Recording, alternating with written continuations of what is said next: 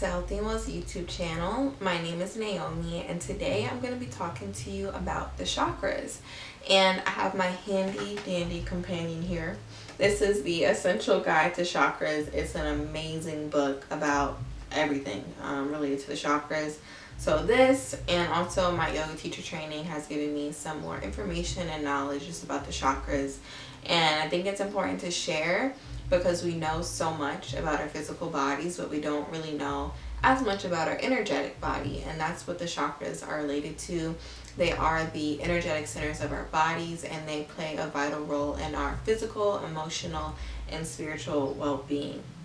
So to start, I'm just going to focus on our 7 main chakras. The first one is our root chakra, and that one is like down below, past the tailbone, like near the pubic region. And the color for that is red. And the root chakra is related to feelings of security, of stability, of being grounded.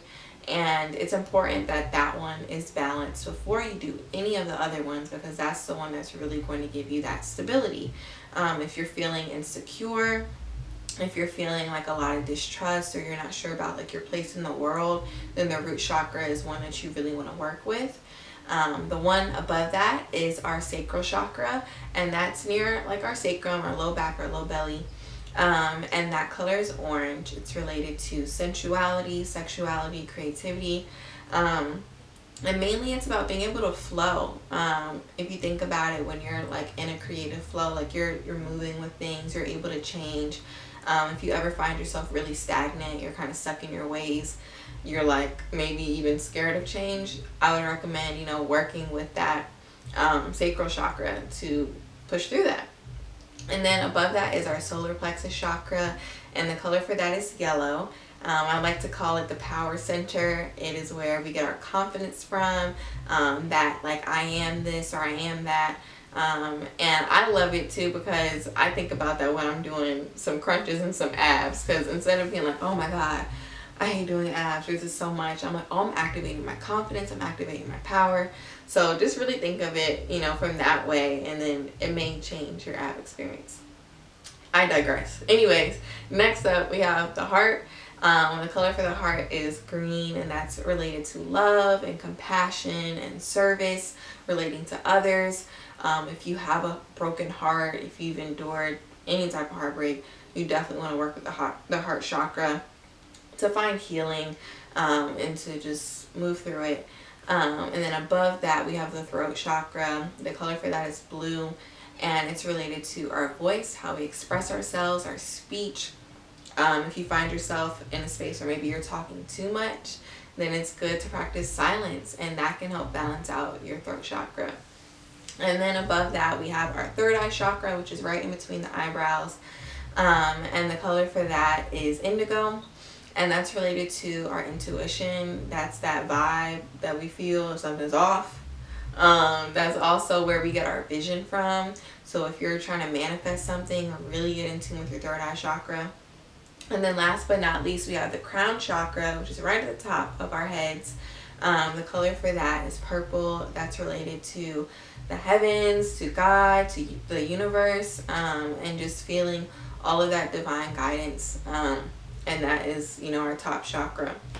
So there's different ways to work with the chakras.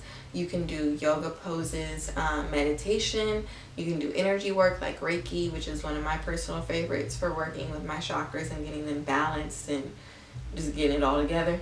But meditation is great too. I use an app called Insight Timer a lot, and they have a lot of great meditations that I've done focus on solar plexus, to feel confident, and also just my throat chakra if I know that I have to maybe perform or speak.